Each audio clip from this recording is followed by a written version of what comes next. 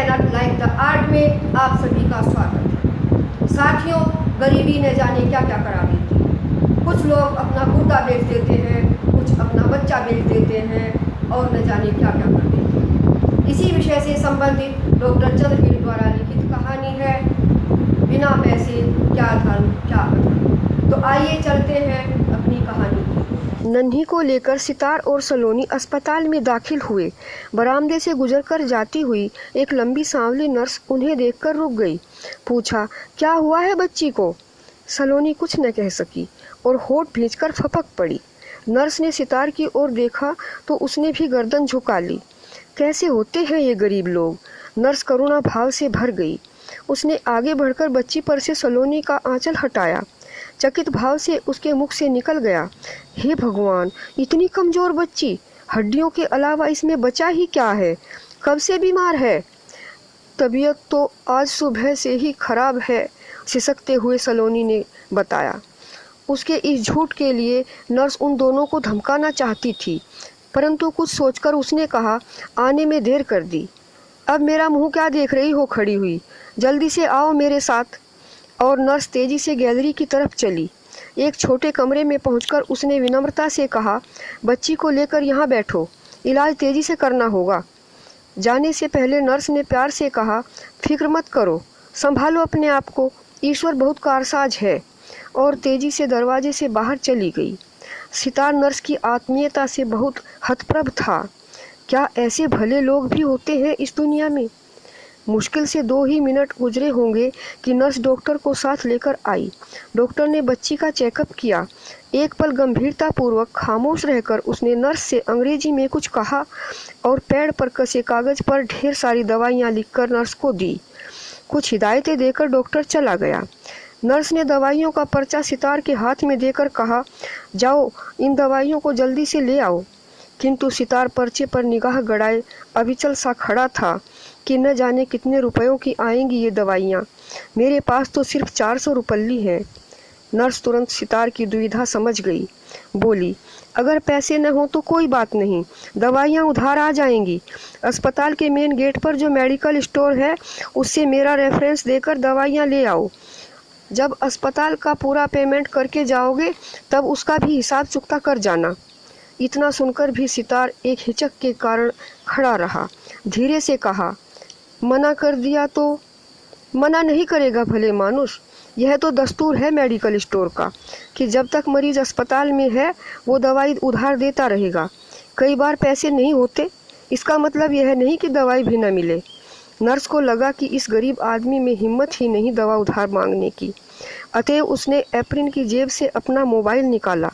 लो, मैं फ़ोन कर देती हूँ, तुम्हें कुछ नहीं कहना, बस जाते ही पर्चा उसके सामने रख देना। और उसने मेडिकल स्टोर वाले को फ़ोन कर दिया। सितार गया और करीब 10-12 मिनट में दवाइयों से भरा एक पॉलीथीन पैक उठा लाया। उसने नर्स को दवाइयाँ सौंपते हुए हल्की प्रसन्नता से कहा, कह रहा था जितनी भी ज़रूरत पड़े दवाइयाँ ले जाते रहो। ऐसा ही होता है अस्पतालों में, तुम नाहक परेशान हो रहे थे। नर्स ने कमरे के कोने में रखा हुआ एक लोहे का स्टैंड उठाया और उसके हुक से एक बोतल उल्टी लटका दी। बोतल से लगी बारीक सी नली के अंतिम छोर पर लगी सिरिंज बच्ची की नस में चुभाकर टेप से बांध दी। उसने बोतल के द्रव में कई इंजेक्शन लगाकर दवाइयाँ बोतल में पहुँचाईं और फिर जाने से पहले उन दोनों से बोली, ध्यान रखना सिरिंज निकल न जाए। कोई और बात हो तो मुझे बताना, वैसे मैं भी आती रहूँगी कुछ देर बाद। नर्स के जाने के बाद सलोनी ने भीगी आंखों से सितार को देखा। नन्ही को जब उसने सुई लगाई तो इसमें हाथ तक नहीं हिलाया।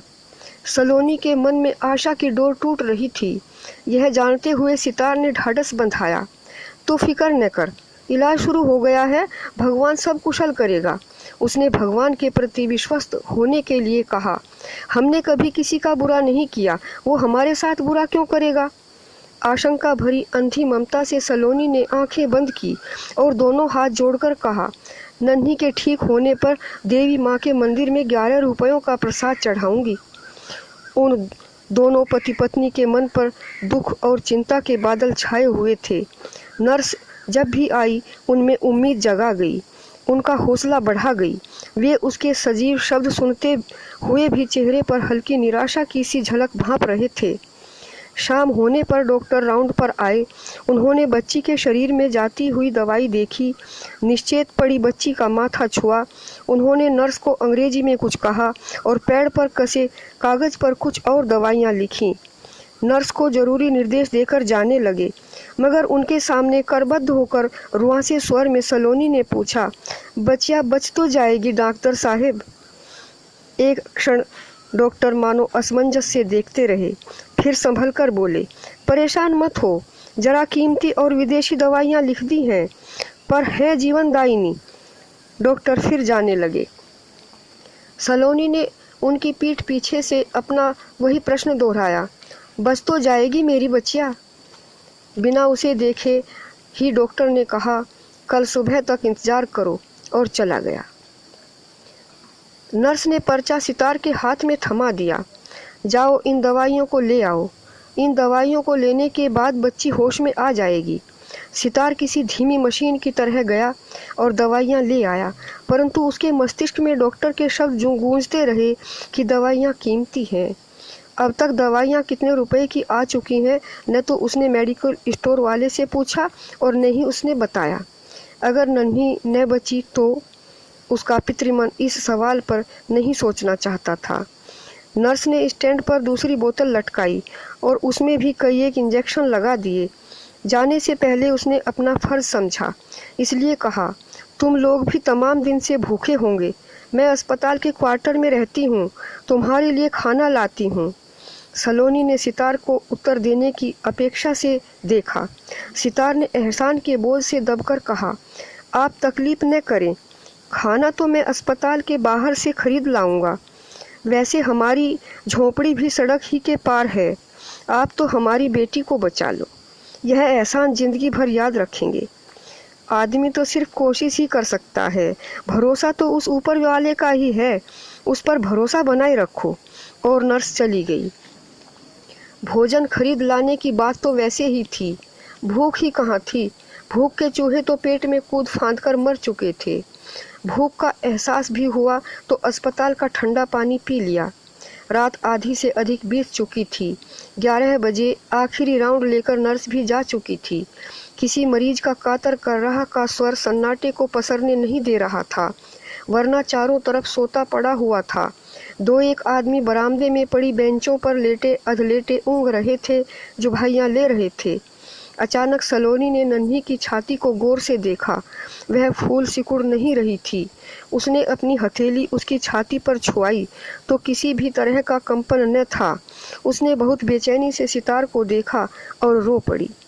सितार पहले ही नन्ही की तरफ से निराश हो चुका था। उसकी चिंता थी सिर्फ अस्पताल और दवाइयों का बिल, जो उसकी सामर्थ्य से बाहर था। अतएव जैसे ही सलोनी ने विलाप शुरू किया, सितार ने हथेली से उसके होंठ दबाकर उसे चुप कर दिया। कान में आहिस्ता से बोला, जोर से मत रो, कोई आ जाएगा। दवा और अस्पताल के बिल चुकता किए बगैर नन्ही की लाश लेकर नहीं जा सकते। सलोनी ने रुआस की दमन करते हुए प्रश्नात्मक आंखों से सितार को देखा और फिर धनाभाव से आने वाली विपदा ने उसे खामोश कर दिया।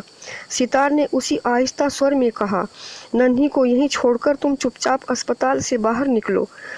जाने से पहले तनिक संदेह से सलोनी ने कहा, नन्ही को यहाँ मत छोड़ देना, वरना अधर्म हो जाएगा।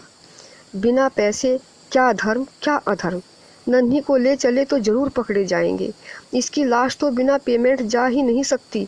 अब यह कोई हमारी बच्ची नहीं, निरी मिट्टी है, मिट्टी। मिट्टी से मोह छोड़ना होगा सलोनी। वह माँ थी आखिर, छटपटाई तो बहुत, मगर पैसे की कमी ने उसकी आवाज़ हलक में ही घोंट दी। उसने नन्ही को अपनी गोद में उठाया, विह्वल होकर उसका माथा चूमा, धीरे से बेड पर लिटा दिया। फिर अपनी पुरानी सी धोती का पल्लू फाड़ा और उससे नन्ही की देह को ढक दिया। धीरे से बोली, हमें माफ़ करना मेरी बच्ची, हम तुझे छोड़े जा रहे हैं। उसने सितार से कहा, भगवान सब देख रहा है, हम जैसा कर रहे हैं ऐसा तो शायद जानवर भी नहीं करता। और वह कमरे से बाहर निकल गई। सितार भी सलोनी के पीछे पीछे अस्पताल से बाहर निकल गया। अपनी अमानवीय चालाकी से उसका मन दुखी था। साथियों, गरीबी संपूर्ण मानवता के लिए एक ऐसा अभिशाप है जिससे अनेक समस्याएं पैदा होती हैं। इस धरती पर सभी लोगों के सुख के लिए इतने संसाधन हैं जितने लोग भी नहीं हैं। अगर कोई भी आवश्यकता से अधिक संचय न करे और एक दूसरे के सुख दुख का ध्यान करके चले तो सभी सुख पा सकते हैं। अगर ऐसा होगा तो इस धरती पर ही स्वर्ग होगा। साथियों, अगर आपको मेरी यह वीडियो अच्छी लगी हो तो इसे लाइक करें, कमेंट करें और अधिक से अधिक शेयर करें तथा मेरे चैनल लाइफ द आर्ट को सब्सक्राइब अवश्य करें। धन्यवाद।